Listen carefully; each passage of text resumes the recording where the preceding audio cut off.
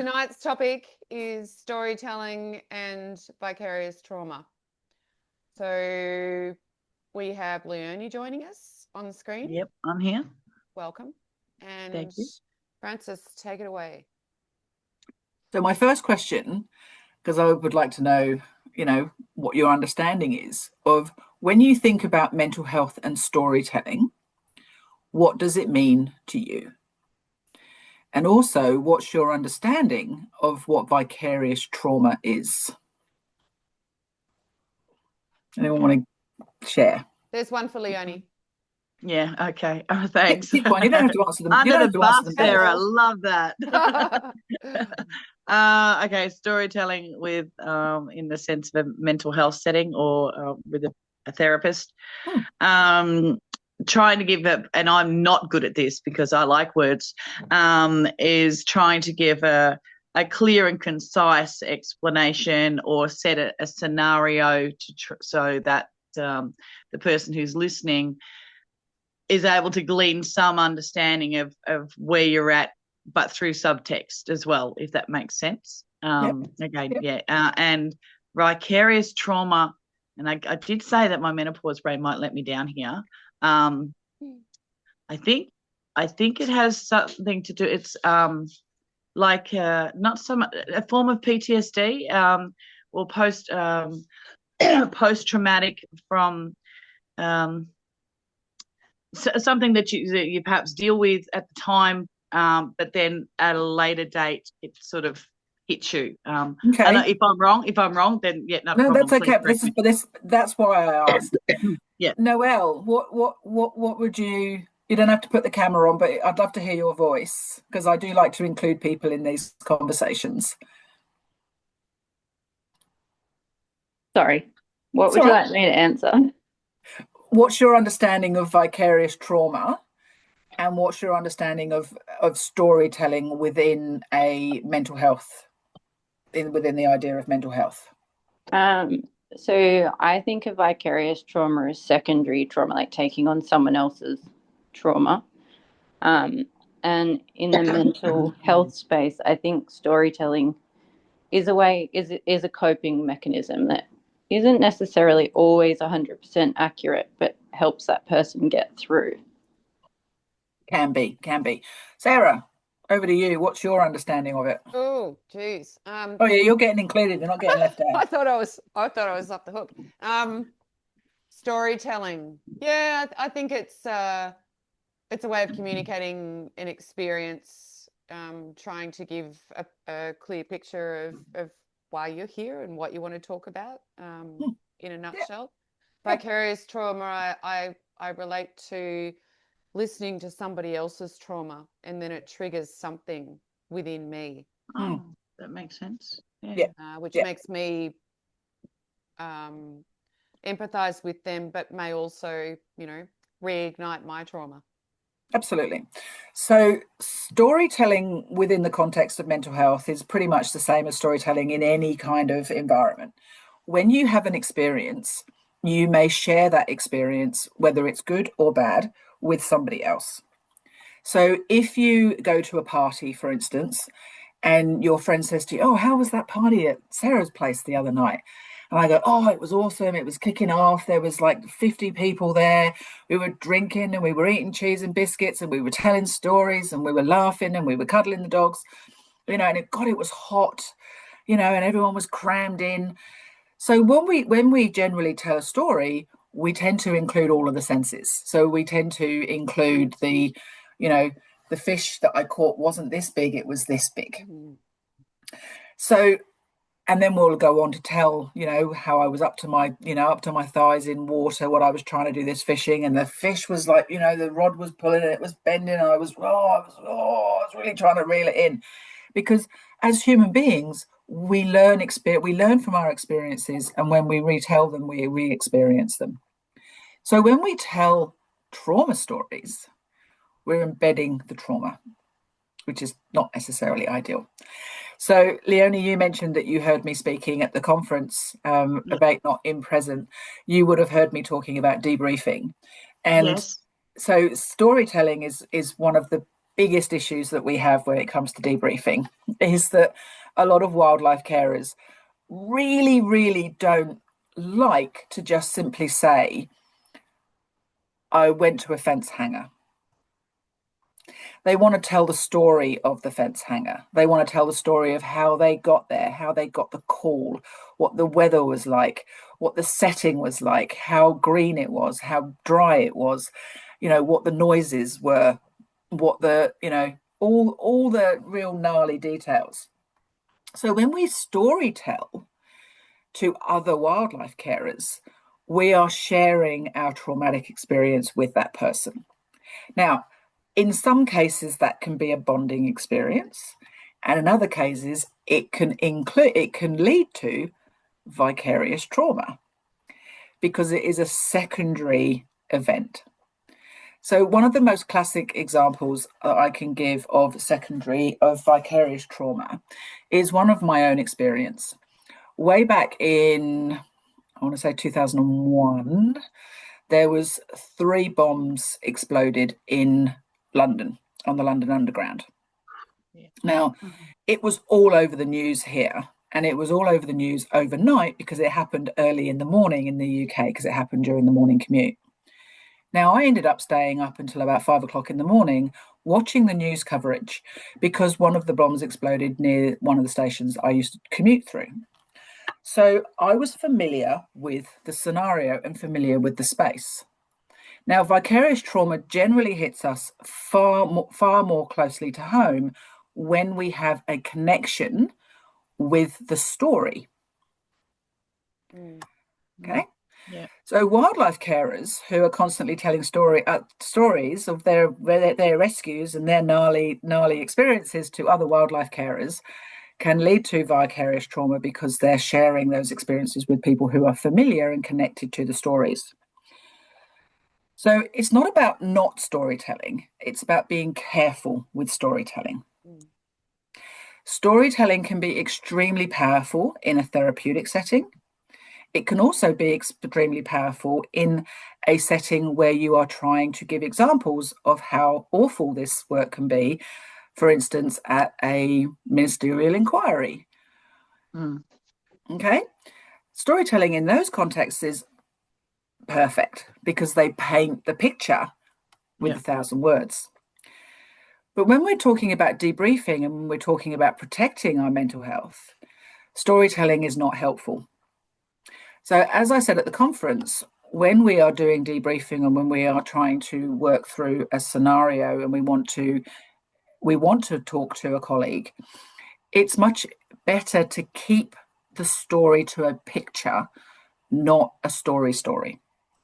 And when I say a picture, I mean, if I say fence hanger, everyone knows what that, they probably got a really good example of what it looks like, smells like, sounds like, feels like. Whether they've done one or not, they know what it means. If I was to say post-culling walk, if I was to say black walk, most people who do wildlife would know what that looks like, sounds like, smells like. Whether they've done it or not, they've probably got a good idea of what it's all about. And the reason for that is because the stories have been going around for so long. So we don't need to keep retelling the story in order to get the support that we need. Now, that's not to say that if you were to call me, for instance, and you had to tell me about a particularly horrible fence hanger, I would ask you, if you launched into the story, my first question would be, is it going to help you to describe to me every nuance of the rescue, knowing that I already know what that looks like, sounds like, smells like? If the client was to say, yeah, absolutely, it would help me, I'd go, okay. But what I want you to do is I want you to talk in pictures. I don't want you to tell me how hot it was. I don't want you to tell me what it smelled like. I don't want you to tell me what it sounds like. I want you to imagine you have freeze framed that event. And you can move through, but freeze frame and tell me the picture. Now move on a bit and tell me the picture. So when I say tell me the picture, I'm going to use the last picture that I use at the conference on my About Me slide, because I've got it relatively handy. Okay. Now,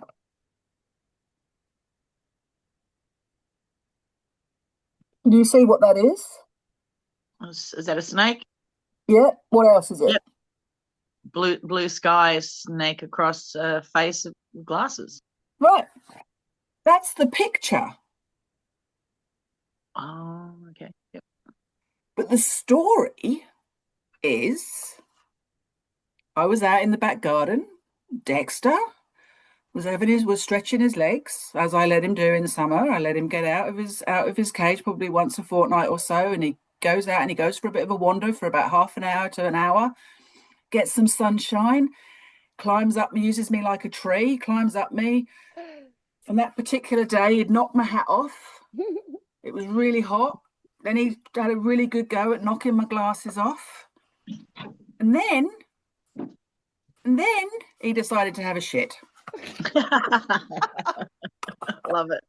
That's the story. But the picture is a woman with a snake running across her glasses. Yeah, on a summer's day, because it's a clear sky with the sun in the background. Don't need the summer's day. Okay. Because the subject of the picture is a woman, yeah, a snake on her glasses.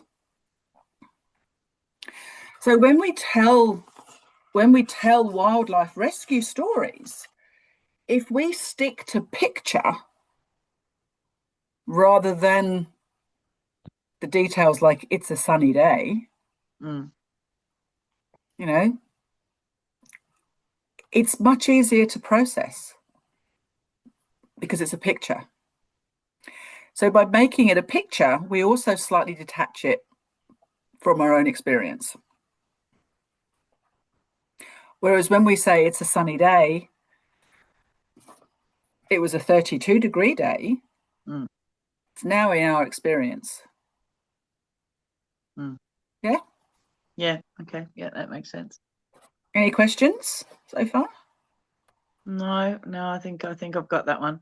Okay. I'm going to find it hard. I'm just thinking about another scenario though, like which many face, where you are called out to a kangaroo hit by a car or a wombat hit by a car. Yep. And it's messy. Yep. And it's why do you need any more than it was messy? True. But people can't help themselves but go. But that's where you as the listener comes in. Okay. Do you think it's easy? Do you think my curiosity doesn't get the better of me in every single session when someone says to me that this is what's happened? Yeah. And I'm like, oh, tell me a story. Yeah. In my head, I like hearing stories. There's a reason why I have an Audible subscription. Yeah. You know, we all like stories. We like to tell stories. We like to hear stories. You know, there's a reason why the horror film industry is as big as it is. People like to be scared. Yeah. Or reality TV shows. Reality TV. Yeah. True crime documentaries, true crime reenactments. Yeah. Okay, we like, because when we hear an experience, we learn from an experience. Okay. When something bad happens to us, our brain takes that piece of information in and decides, did I survive that bad thing? What did I do to survive that bad thing? And maybe I'll do that next time, depending on how bad the bad thing was. And if it's significantly bad enough, it doesn't file it. It keeps it ready at hand. so that it can use that survival method again. Obviously, I'm simplifying the way the brain works, but the brain isn't actually as smart as you think it is, because if you've had an experience once and your brain can't file it in the correct place, it keeps it ready, handy, ready to go, which is where trauma comes from. Because you survived that bad thing. So anything even remotely like that bad thing, we're going to respond in the same way because it worked the first time. So if you survive, which of course you do, a really, really messy RTA or MVA with a wombat, your brain remembers that unless you have a way of processing it. And as soon as we involve all the senses, sight, smell, taste, sound, as soon as we involve all of those in that storytelling, we're bringing it to life every single time we retell the story. If we tell the story in picture form, freeze frame, it's easier to process, and it's also much easier for the brain to kind of go, oh, I've got context for that, I can file it.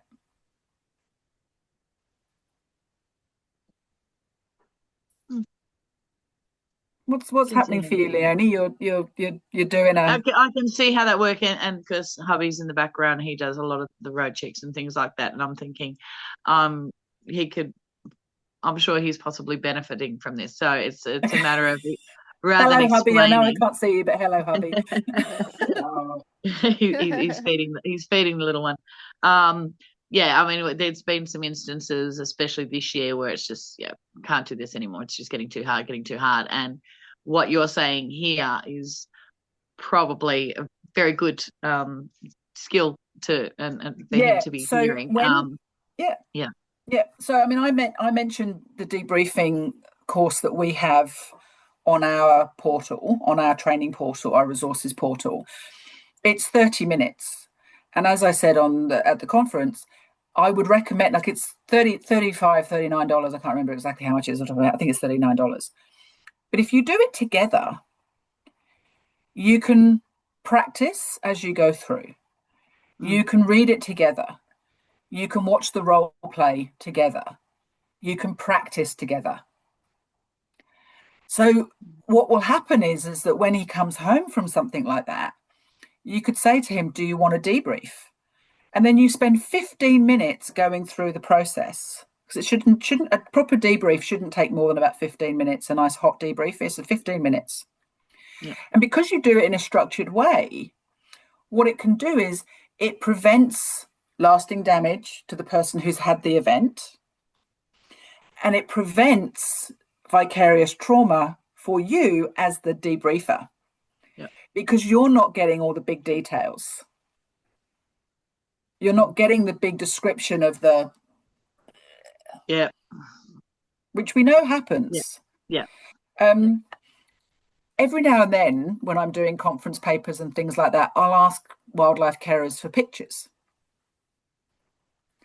And I'll get sent a whole bunch of pictures, and I have to go through those pictures, and I'm like, oh no, I can't use that. I'd like to be able to use it, but I can't use that, because if I use that, people are going to walk away. But if I use that one, I can tell a story that's effective. But if I use that one, no one's going to stick around for the first sentence of the story, let alone the reason why we're here. So, when we're looking at the storytelling element of what we do as wildlife carers, we've got to cut it out, because we're actually doing quite a lot of harm to each other, unbeknownst, because we are telling our trauma stories to people who are unprepared to hear about it,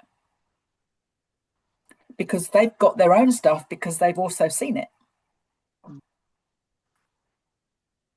Geez, that's a lot to get around though, because people just naturally do it, right? They can't help themselves but just go blah, and they feel like they need to vent and So share that's it with where someone who whereas a listener, you can say, look, it's not that I'm not interested in your experience. I am. And I do this on a daily basis, right?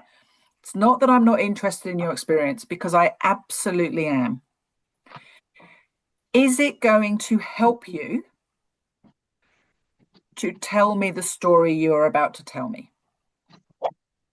Or is my understanding of what you have come from enough? That's a good way to put it.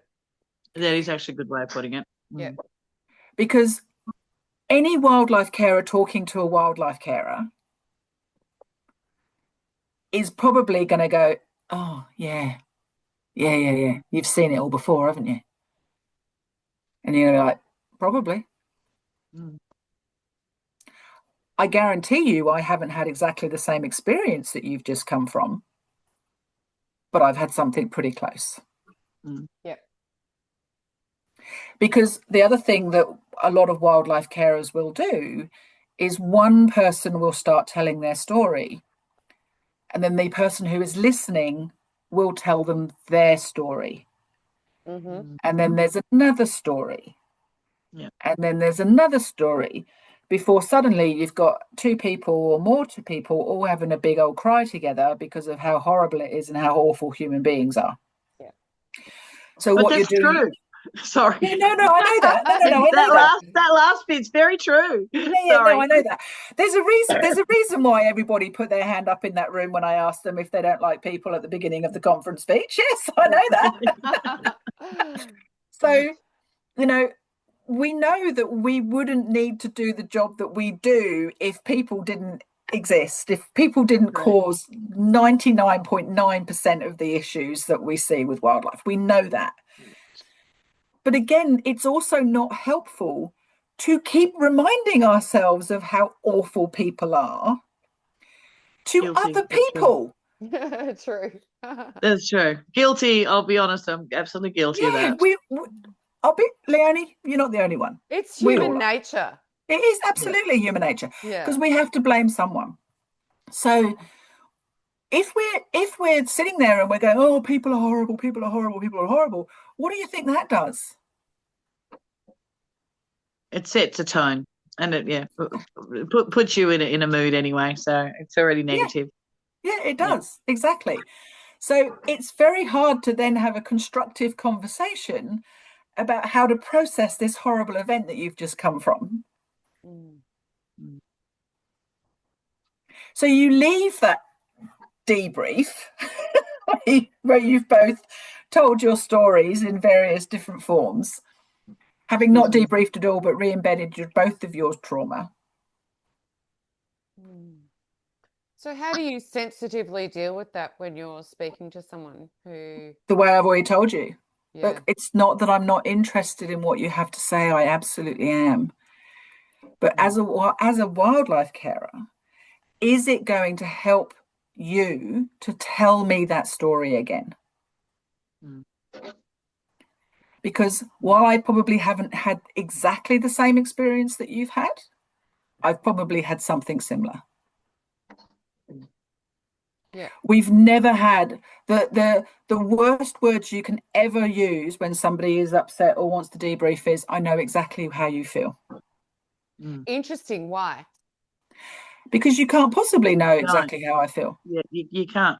Everybody's perception is different. Everybody's feelings are very different. The intensity of feeling, the whole thing. You can't say, I know exactly how you feel. But it's so common. Yeah. So and guilty common. of it. Yeah. Yeah, of course, everybody is. I don't do it anymore because, trained therapist and all that. But I can tell you right now, it goes through my head when somebody's having an experience. Before I've had a similar experience comes out, my brain's probably gone, I know exactly how you feel. Yeah.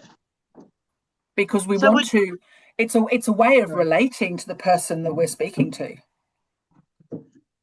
Would It's you the way. say that it is, sorry to cut, I'm just sort No, of that's all right. trying to, would you say that it's similar to, for example, vets, World War II vets coming back? They didn't really talk about it, not even with their mates. They just Oh, they weren't they allowed to. They weren't. They were told not to. oh, okay. I Yeah, was yeah. sort of I There's was a sort of there's thinking more a about the mates down the pub kind of thing, and they no, just no, no, no, no. But they were told not to. So there is oh, a at the end didn't of know that. and Wow. I go to the War Memorial quite often because I live in Canberra, but Yeah. I go to the War Memorial quite often. I have never lost anybody to war. The only person in my family that I'm aware of that we lost to war was my dad's dad, died 3 days before liberation in a Japanese war camp. So that's the only person in my sphere Yeah. that has been lost in a war. I've had family members who have been to conflicts, Yeah. but we haven't lost anyone directly as a result of one. But I go to the War Memorial often because it's an extremely powerful place, because it tells the stories in a way that is processable. But there's a plaque at the end of the World War II exhibit, and I think I'm going to go back one day and I'm going to take a photograph specifically of this plaque, because it says on that plaque that they were told, the returning soldiers were told, and their families were told, don't talk about it. Do you know that? Wow. Wow. And My husband's father was a Bougainville World War II, and I just literally said, "Did you know that?" Because we never talked. So there you go. no, I didn't know that they were told they couldn't talk about it.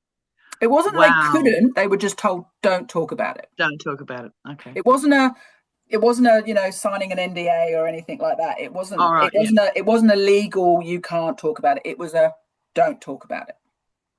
Because not talking about it is good for you. Right. And Is it? family members were told not to ask, specifically told not to ask Okay. in most cases. So is it actually good for you, or is it No, that it's fucking no, terrible. that's what I thought. That's what I thought. Okay. Terrible. All right. Well, that answered the question in Yeah, regard to, is it a yeah. similar thing? So no, it doesn't. It's not a So similar thing. when But yeah, when I say don't do the storytelling, yeah, that's why I say do the pictures. yeah. Gotcha. Because Okay. you're still telling of the thing, but you're doing it in a processable way. Yep. You're doing it without inflicting the trauma on your with recipients. Yeah. reducing the trauma, Yeah. reducing the impact. Yeah. It's when we start going into the smelling, the hearing, the sounds, there's the song, 19, right? Yeah. Why can I hear the the channel 10 chopper Chills me above to my my head, feet. Yeah. Mm. Yeah. right? It's got nothing to do with the chopper. It's got nothing to do with the location. It's the sound. Yeah. Yeah. Because the body is responding to the sound. The body responds to the heat. The body responds to the smell. The body responds to the taste in the air. Mm. So I'll give you another example. A few years ago, at least 15 years ago, I was working at David Jones in Sydney. I was working at the head office building, the one on Martin, up at the end of Elizabeth Street.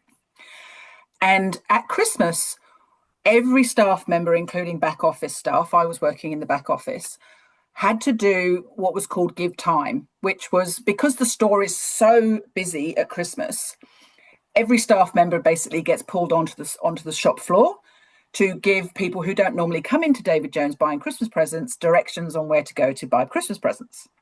So if someone comes into one store and they say, I want to buy my husband a pair of, sunglasses for Christmas.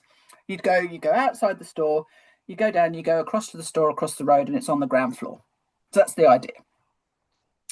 Now, I was standing there and somebody walked past me wearing a blue and white striped top and they smelt of Chanel number 5. And I burst into tears. Triggered a memory. Yeah. And I turned round and I saw a woman with wearing jeans and a blue and white striped top going up the escalators, and I completely lost it. And I had to leave where I was. Wow. Because she reminded me of my mum. Yeah.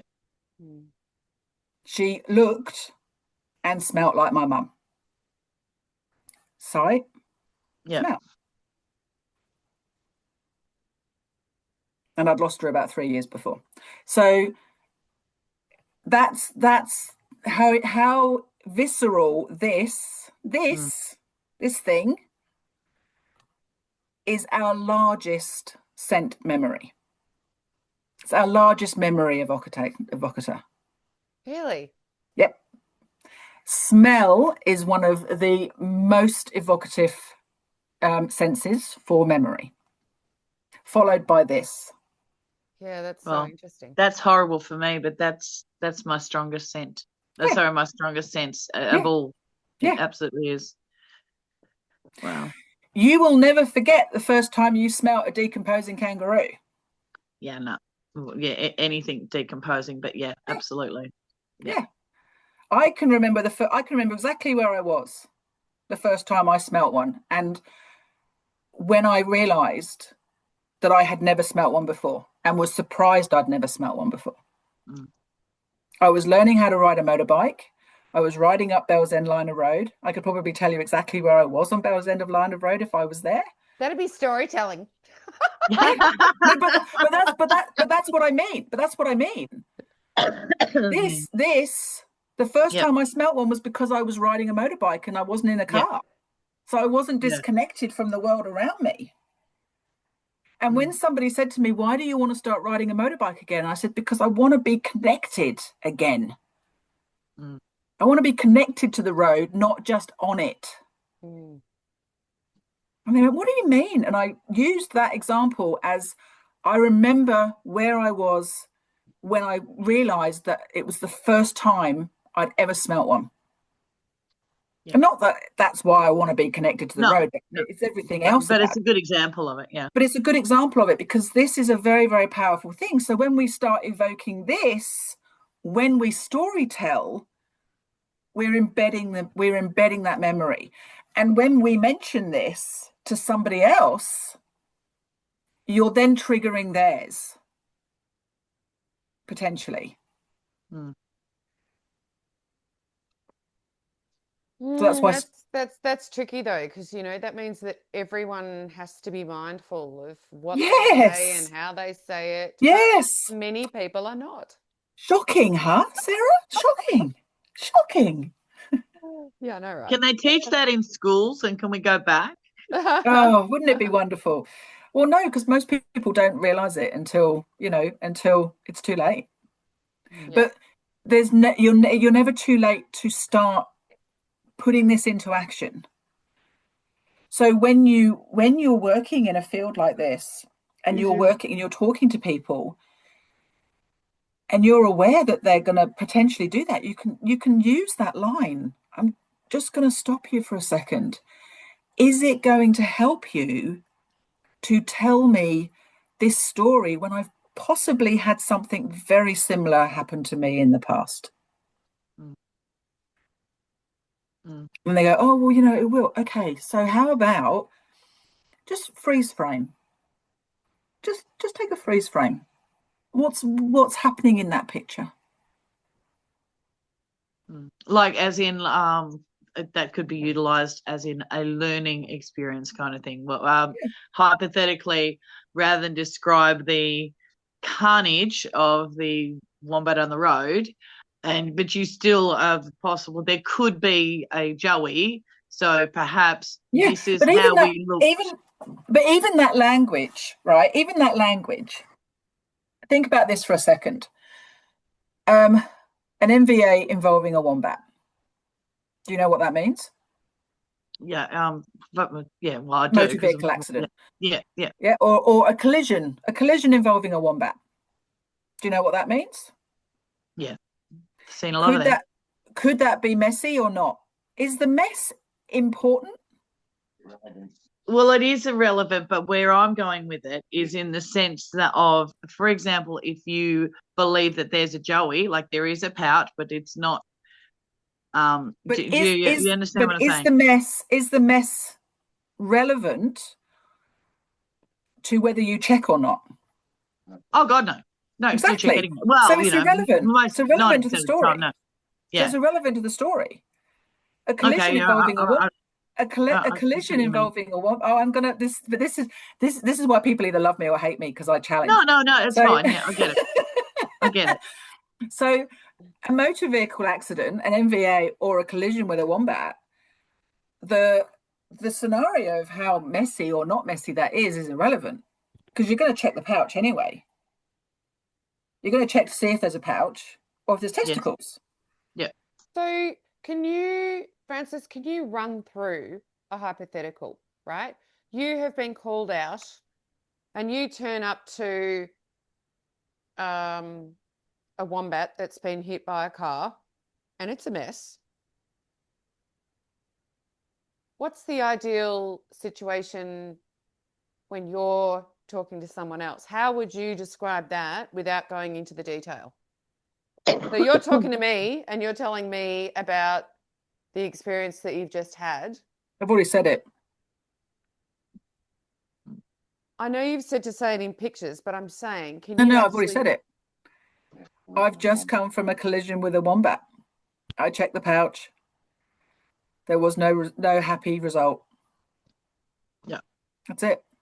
So there was a happy result. Keep it really simple, pretty much. Yeah, good old KISS principle. Yes. Yeah. Okay. Yeah, because it's a picture. Yeah. You know, wildlife carers love to give gory detail. I know they do, but that's where those of us that are in the know need to start going, stop it, just like I did at the conference. Okay, cool. Stop it. And that was not a criticism either. That's no, of course. As a compassionate person.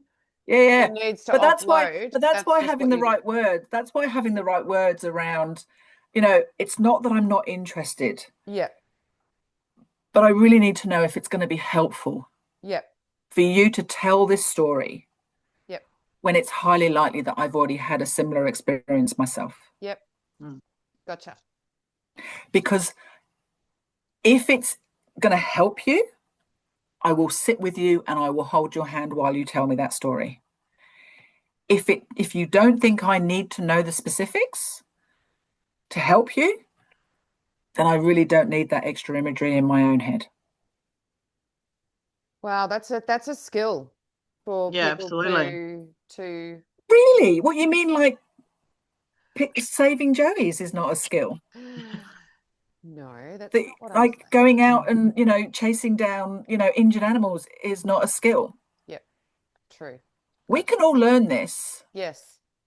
You just got to want to. Yes. You got to be prepared to. And you have to see outside of your. Yeah, and you've got to be able to suspend your own curiosity. Yes. Because that's one of the reasons why we like stories so much, because we're curious. It's like I said at the beginning of this, right? Do you honestly believe that when someone comes to me and they indicate that they've got some really, really significant, gnarly trauma, that I'm like, ooh, tell me a good one? Do I do that? Hell no. Yeah. Internally, maybe. Gotcha. Internally, I'm going, whoa, bring it on. But what I'm actually saying to them is, just so you're assured, you will never have to tell me your experience in a linear fashion in this space. It's my job to put the picture together. Think of your story as puzzle pieces. My job is to put the puzzle together. But you, as wildlife carers, debriefing each other, you only have that one piece that you have to deal with. And it might be a bit of blue sky. It might be, it looks like a glasses frame. It might be, oh, look, there's a bit of hair. That's fine. You only need to work with that one piece. And that's the picture. And if you want to put the whole picture together, fine. But you're making it harder than it needs to be. You already have the box in front of you. Use the picture on the front of the box. You already know what it is. It's a fence hanger. It's a wombat collision. It's a kangaroo collision. It's a squished snake. It's a possum. It's a felled tree. Whatever it happens to be, you already know what it is because you're a wildlife carer. You don't need someone to tell you what that looks like. You don't need someone to tell you what that sounds like or smells like because you already know. Yeah, right. So it's about encouraging people to be more mindful about the detail that they give. And not that they can't share their experience, but just be a bit more mindful about the way. But the sharing of experience can simply be, I've just come from another wombat collision, and there wasn't a happy ending. And that says it all. Just that one word, another. Right. Yeah. Do you need to hear how cold it was? Do you need to hear how messy it was? Do you need to hear that it was the middle of the night and you'd been up for 5 hours? It's just another. And that word, another, without a happy ending. Yeah. Because you're a wildlife carer. Whether you wombats, kangaroos, possums, snakes, dingoes, whatever it happens to be, whatever your species of care is, I've just come from another bat on barbed wire. Whether you're a bat person or not, you know exactly what that looks like and smells like, and you know what that's like. Yeah. And you may never have even been near a live flying fox, but you can sit with somebody who is a flying fox person, and you can hear them say, "Oh, I've just come from another bloody barbed wire with flying fox on it, and it didn't end well." You know what that is. It's all you need. That's the picture. It's really not that hard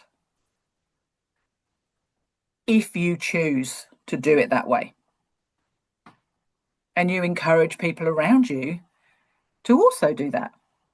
To watch this video. Like forming a new habit, because people are so used to people are so used to telling stories and elaborating on detail and all that sort of thing. So it's almost like retraining your brain. Absolutely habit. Absolutely habit. Yeah. Habit. How long does it take you to stop smoking? How long does it stop you from biting your fingernails? It takes practice. Yes. This takes practice. Yes. You just got to be mindful. Shut up, Tully. You've got to want to do it. Sorry. You've got to want to do it. By the way, we can't hear Tully. Oh, okay. Yeah. We only know he's there when you go, "Shut up, Tully." Yeah, they say no. Really? Yes.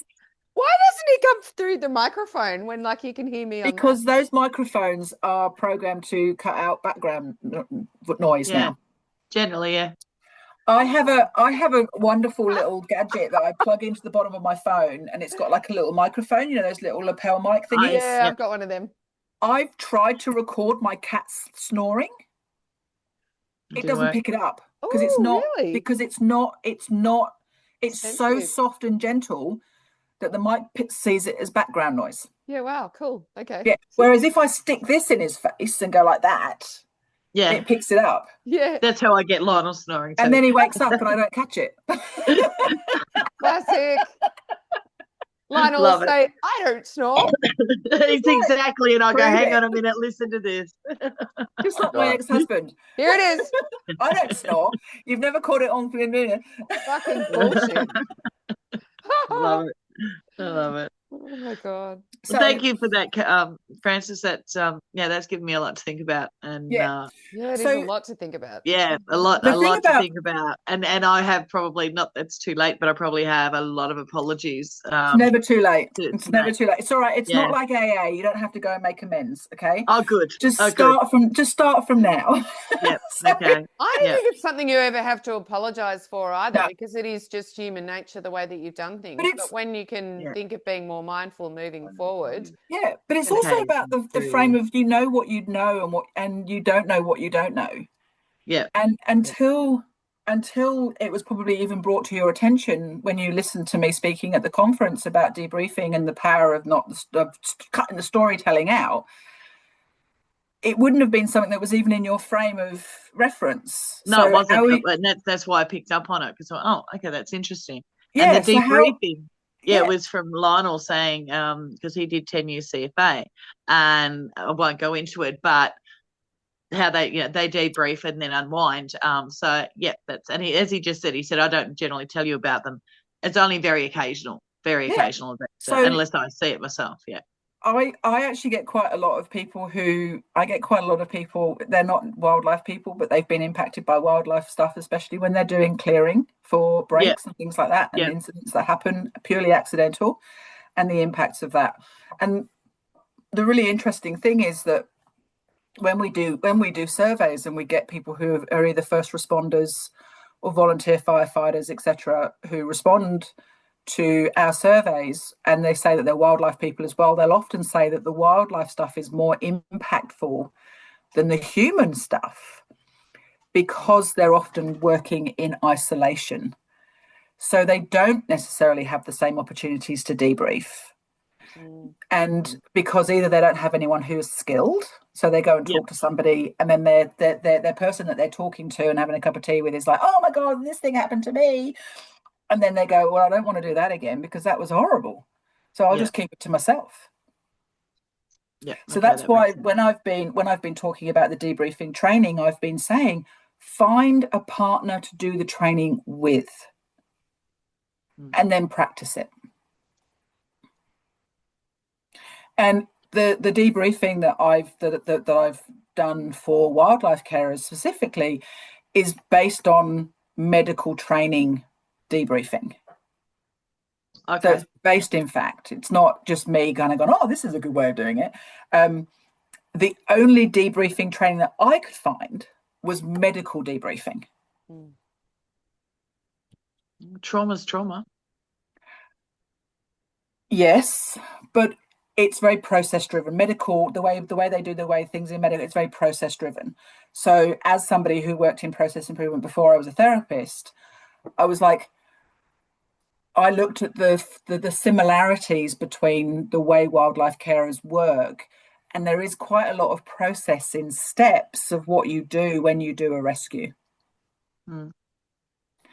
And because you're working on your own, most people are working on their own most of the time, you can actually debrief yourself if you use the template that I've set up.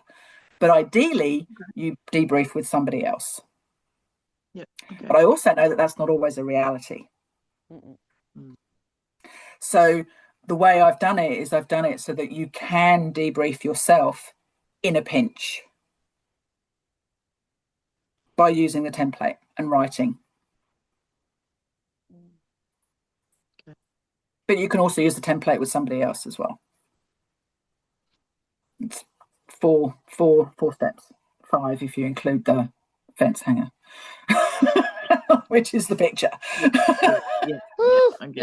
That's it. There's a lot to but the vicarious trauma comes from viewing, coming out of all of that. Like you've done all the storytelling, and then the vicarious trauma is the person who wasn't even there is now kind of like, oh, head spinning, or when there's floods or when there's bushfires and you're repeatedly watching news or you're repeatedly reading about the news, and that also can lead to vicarious trauma as well. 100%.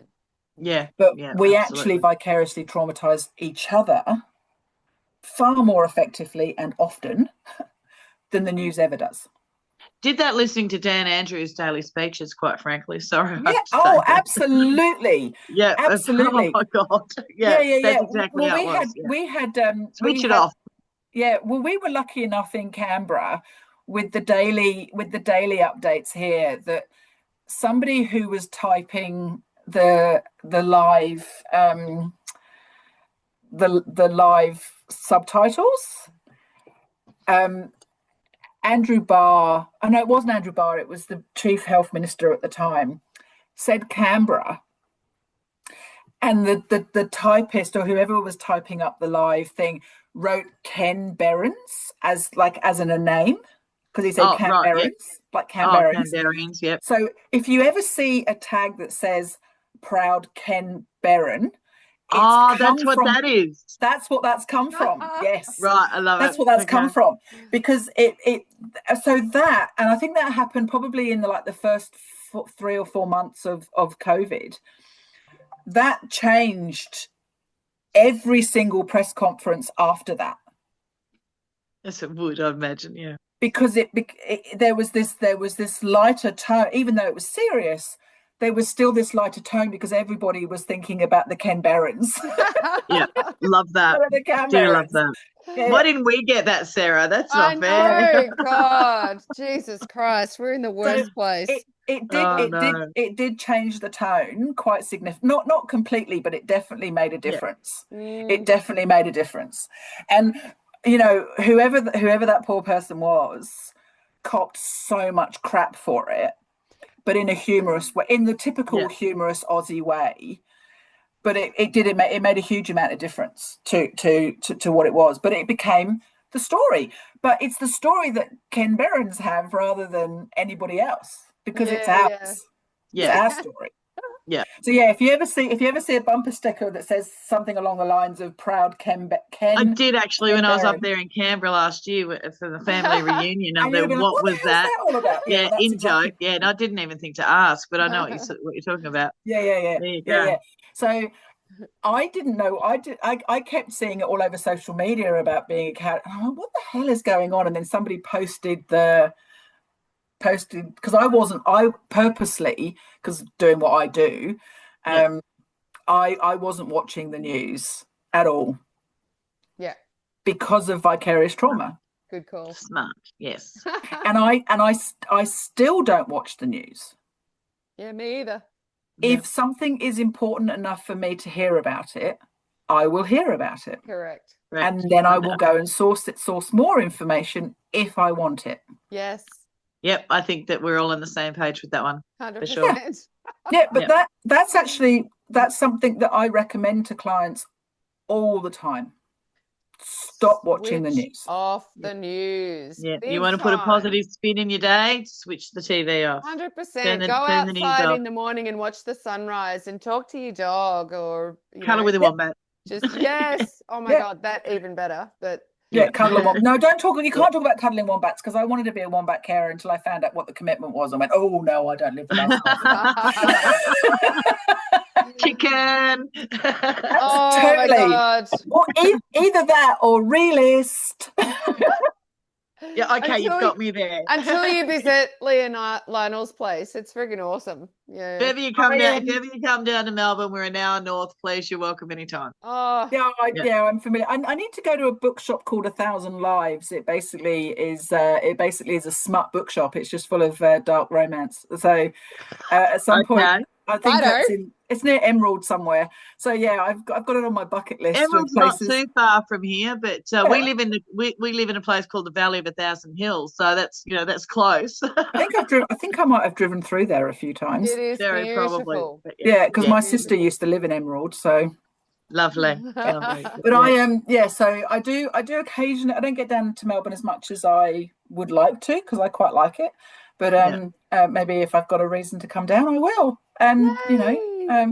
But always a wombat to cuddle here. Always. Well, so I became a reptile carer instead when I was a wildlife carer, because that's what hubby wants to do too. Yeah, and a snake catcher, because I'm a bit of a freak like that. He wants to do all the poisonous ones. I'm like, oh, I'm not quite sure about that. Yeah. I just have a couple of comments. Didn't want to interrupt the lovely conversation Sorry. going on. In a medical background, I'd say that medical debriefing is so different to wildlife rescue I agree with debriefing. you. Oh, I have. Yep. It's crazy. I have modified it, but it was the only debriefing training I was able to attend. It was 2 days, so I've taken a very, very small part of it and then modified it for the correct audience. Noelle, as a registered nurse who's attended debriefings post critical situations in theatre, which are pretty intense, how do you see it? I'm a veterinary nurse, and essentially the debriefings are, all right, what went wrong? What could we have done? Why didn't this work? What should we have done here? Compared to how do you, I guess, process the trauma of what happened? Yeah. It's a very more, I guess, a systematic approach, because you've got those guidelines and drug protocols and all of that behind you. So it's kind of an inaction. They're taking versus a much more clinical approach to work out their policy and procedure protocol. I've taken all of that stuff out, so we're not. You'd have to. Yeah, no, absolutely. No. And when I told them who I was and what I did at the training, they all kind of went, "What are you doing here?" And I said, "Well, because I need to try and find some kind of protocol for an audience of people who have absolutely no idea how to do this shit properly." Exactly. And at the end of the day, you still have a dead animal. Yes, exactly. And at the end of the day, they've done a series of actions, and it's either been successful or it hasn't been successful. Exactly. And so we need to come up with some kind of very simple structure that they can learn themselves, that they can work with other people to do, and then most of all, they're not focusing on the emotional component and the trauma storytelling component, which is why essentially, what's the overview, fence hanger? What did you do well is the first thing we discuss. Yep. So I've kind of turned that what went wrong. I've gone, no, we can't focus on that, because if we start with that, then all hell's going to break loose. What went well? Let's focus on the what went well. And then the language is really important. So what went well? What would we do differently next time if we had the opportunity again? If we were in exactly the same situation, what would we do differently next time? Then what's the learning from this? Then we talk about the emotional. How are we feeling right now? Having already gone, well, we nailed this. This was awesome. This was awesome. This was awesome. This is what would be slightly different next time if I had the opportunity again. So we've already done the overall analysis of it, and then we do the emotions. Now, what we've discovered from doing this is that when we just have the chat and we go into the storytelling, it immediately becomes about emotion. I feel terrible. I did this wrong. This was all wrong. This was terrible. This was horrible. This was messy. This was, it was too hot. It was horrible. I wasn't quick enough. I, didn't give enough water, whatever it was. It's all about the what went wrong. And then the other person also goes, oh my God, I had one that was all went wrong. So we're focusing on what went right from the beginning. What did you do well, regardless of what the outcome was? It's the what did you do right, whether it was successful or not. What did you do right? I agree. And I think as a listener, I do a lot of listening. The thing that I never like to say to people is, oh, yep, I know the exact situation. I know how you feel, because I think that's very isolating. And I think that shuts people down straight away. I like to go, yep, I've been there, and that is horrible. But what are the positives of that? Okay, that MVA was very distressing, but someone called. Yes. Like, that's even if we could save nothing, someone still rang. Yeah, and someone still rang. Better somebody than still the person went. who hit it and walked away. Yeah. Someone called. So what are our positives here? That's what we need to focus on. Yeah. And that language is really important. So what did we do well? When we're talking, I picked Leonie up with it as well when she was going about the carnage. Just that word is so evocative. It's horrible. But Yeah, we went and we dealt with it because someone else didn't, and that's fine. They suck, whatever. Yeah. We can all sit there and say that. But Mm. somebody in the end rang, and That's we right. went and we attended. Yeah. Whereas Might if not we have got say, anything from it, but the positive is it was checked. yes, It was exactly. treated with respect, regardless whether it was still alive or not. It was treated with respect. Yeah, that's Exactly. right. And, you know, And we get little Joeys in that are severely injured, but they're not left on the side of the road. They're That's right, warm, yeah. they're fed, they're looked after, they've got pain relief. Yeah, the outcome Yeah. sucks, but Yeah. look at all these positives. No, do you have Yeah. someone who you can debrief with regularly?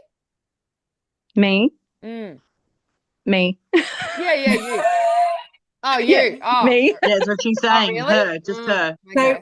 So Noelle, as someone who listens well, you would have heard me say doing it yourself is good in a pinch. It's But not I every time. focus on those positives. I go, Yeah. this really sucks, and I know this really sucks, but this Joey's warm. Okay. It's So safe. a but always negates the first part of the sentence. That animal's Every safe, time. it's warm, it's comfortable. The situation will always Exactly. suck, but I'm doing Yeah. everything I can to Yeah. rectify So the problems caused. lose the first part of the sentence. It's I'll irrelevant. lose. Done. Lose the first part of the sentence. Anything before the but, lose it, because everything after the but is relevant. That's all that matters. Everything after the but is all Exactly. that matters, and that's But as what soon we're as- all doing. And as soon as we say it was great, but the great part starts to lose its meaning. Yeah, If we just start with we did the best that we can and the outcome was XYZ, we're in a much better position to actually process it.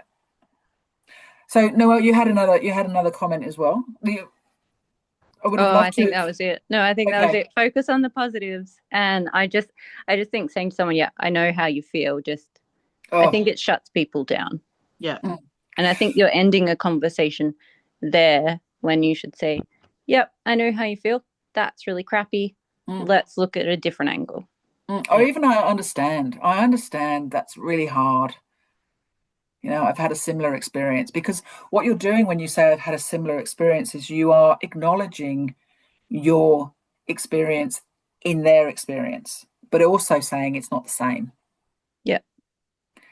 So that's important. You know, we're in what I do, the training is you never self-disclose. You never tell your clients about yourself. You're separate. It's not about you.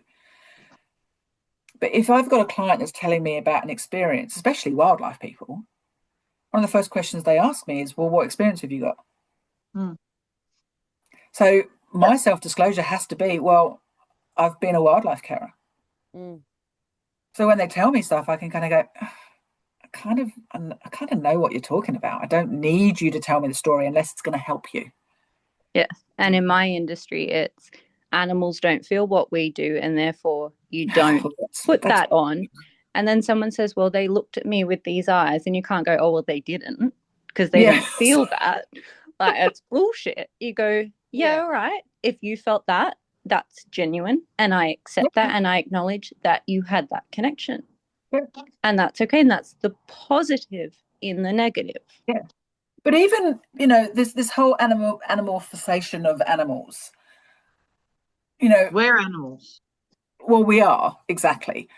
When we have these animals that we're doing this with, and then we raise them for months, if not years, yeah, and then we release them into the unknown in hope to Christ that we're okay, and that they go on and they have long lives and they live to have lots of babies and carry on the gene pool. But the only people that really ever see that is those that live near where they release, and they do a soft release, and then they open the back gates, and then occasionally they come back when they have their first joey. But the majority of wildlife carers don't have that experience. So what's happening when they've been caring for them for months on end, and then they pass away? Yep. What's happening for myself, I know what I feel like when I do get a save from a pouch, and then it almost immediately has to be euthanized when it gets to the vet. I know how that impacts me. I think I've been successful Thank successful you. probably half a dozen times out of maybe 250 rescues over the years that I've been doing it. That's hard. Exactly. But that's the reality. Yeah. So if you're all in Melbourne area, you'll almost certainly know Christy or know of her. Yes. She gave me her numbers one year.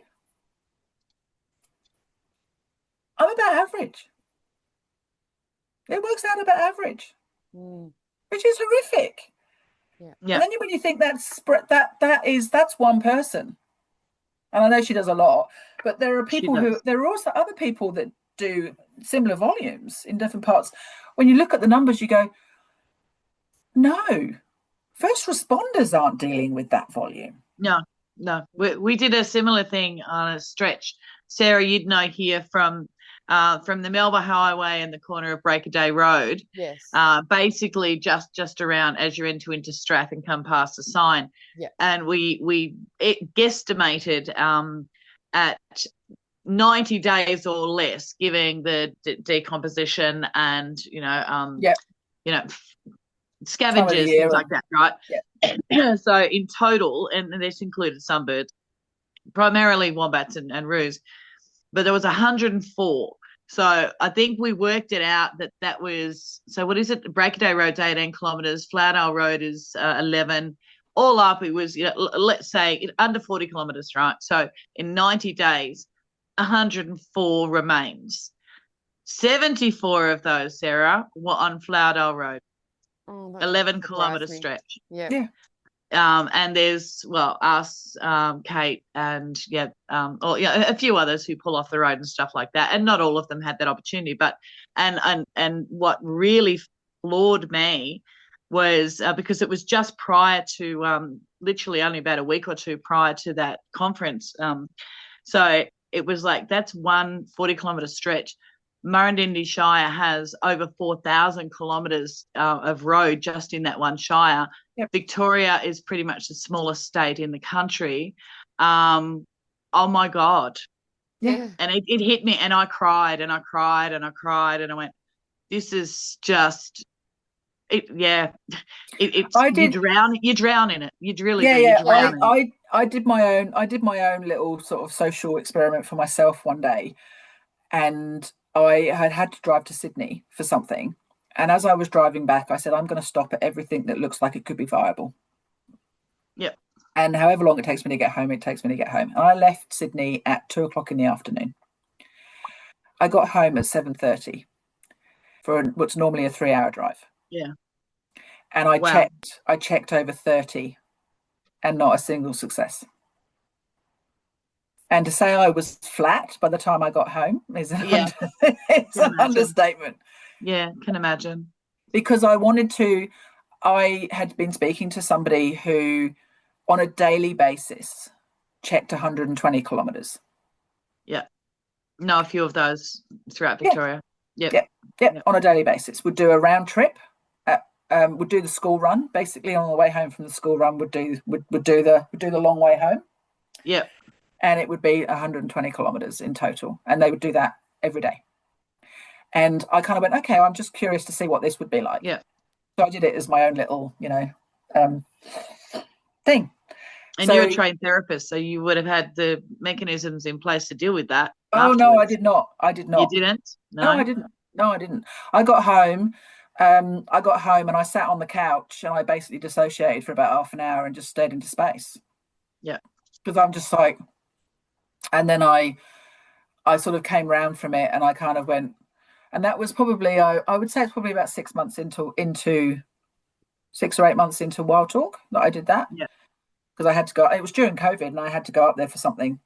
And I just decided that's what I was going to do. But even during COVID, when the traffic was just lower, I think it was 32 off the top of my head. It was 32 that I checked that looked like they were viable. So anything that looked like it was obviously a little bit old and definitely was too old. Anything that looked like it was within the last 24 hours, I checked it. Yeah. And I got home and I was just like, I was flat, really flat. And I was like, I couldn't imagine doing this every day. No, my hat goes off to those who are just dedicated rescue and check. You know, like there's what we do and what so many, but we know there are a few who that's all they do. They go out, they do that stretch or whatever, or another stretch. We've got a few locally that do it too. There's a couple of kangaroo people, because there's where I drive to go to the lovely dog place that I was talking about. Every day when I drive, I do that every second. I would say I drive up there every second day. There's at least half a dozen new ones, at least. And people still drive through there at 100 kilometers an hour, and they don't even pause. Yeah, no, that's right. And regardless, and I'm always saying to people, oh, but they said the speed limit's it's an 80k. Okay, here's what everybody needs to understand. If they go back and they do, and re-look at their license, the speed limit is the absolute maximum limit for ideal conditions. Yeah. So and that is literally pretty much no high winds, no including the area, no rain, no nothing. So yes, it's an 80k zone in ideal conditions. Yeah. People get really and dusk and dawn are as far away from ideal conditions as you can imagine. Yeah. Exactly right. And people get so pissed at me. I go, bring it on. I'll argue it with you. Not a problem. Go back, check your license, check your test, because that's. But are you one of those weird city folk that have absolutely no idea what it's like to try and live with wildlife? Pretty much. I love it when they say, "Oh, I've just moved up to the country, like move up to Kinglake, and how do I drown out the sound of the cows or the cockatoos?" Oh my God, what? That's like somebody moving into the apartment block right next to Luna Park and then complaining about the noise of Luna Park. Don't fucking do it, or don't buy a house next door to a pub that daily advertises live music and then complain about the bloody bands. Yes. Yeah. Stop ruining I love that. to watch the comments on things like that. How do you drown out the cows? Or, how do you put up with the noise of the cockatoos? Move back to the city. Move back to the city. Leave the country houses for the people that actually want to enjoy the country. Correct. Yeah, correct. But yeah. I will say I live on a highway. I'm in a 50 zone, my town, and it's not so 50 to most people. No, of course it's not. No. But for all of those ones that we do check and we do rescue and we take to the vets and we go, oh, they're assholes because they euthanize them. Things don't go to the vet because they're healthy. No. And we have to give them, the vets don't want to kill them. No. We don't. We want to do everything to save them. I do a lot of work with wildlife veterinary stuff. It sucks. It sucks. It does. And nobody became a vet or a vet nurse to euthanize animals. That's not, I know that but I know that it's a huge part of what you have to do. But no, you didn't kind of go, oh, I'm going to go and study for 4+ years so that I can euthanize animals. That sounds like fun. That's it. And you might check, 30 kangaroos and one has a joey in its pouch and take it to the vet and they go, no, sorry, it's not viable. And you go, oh, you're an asshole, aren't you? We're not. No, it's actually still kinda. Yeah. Yeah. But I'm going to practice something here. Sorry, I'm going to practice something very quickly. In saying, Noelle, what you just said yesterday. All right, so I'm gonna practice the snapshot, the story, the picture. Okay. So went to the vet with a scheduled checkup visit with 2. And already too much storytelling. Yep. Yeah. All right. So went with 2, came home with 1. That's it.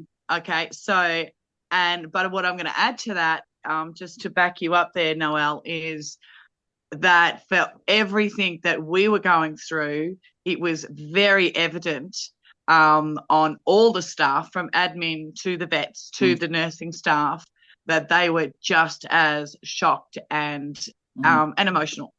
So I will absolutely back them. And we've rarely come across a a heartless vet. We've come across a few with the bedside manner, you know, so like some doctors, Mm. but no, I don't think we've ever come across a truly unfeeling or non-empathetic vet. So you guys, you have our greatest admiration. So thank you for what you do. Because can you talk more people into it? Because we really need more. Hi, Lizzie.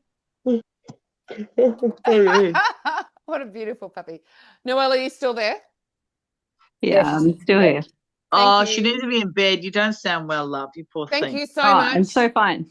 Thank you for your Okay. input, and I look forward to your input next time because it's going to be Cheers. really Thank you very important. much, everybody. It'll Thank be you for interesting. Thank listening. you.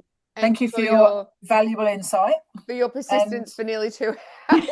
And Yeah. we digressed for at least 20 minutes of that. So, yeah, we always go for an hour and a half, an hour and 45 every time. We can't stop chatting. I know. It's always enjoyable. That's all that matters. Yeah. Exactly. No I'm one's so arguing. It's a nice break. Oh, Yeah, Isn't and it a hopefully people lovely take away break? something I from love it. that. Mm. Yeah, love that. And hopefully you take away something from it. Always. Yeah, absolutely.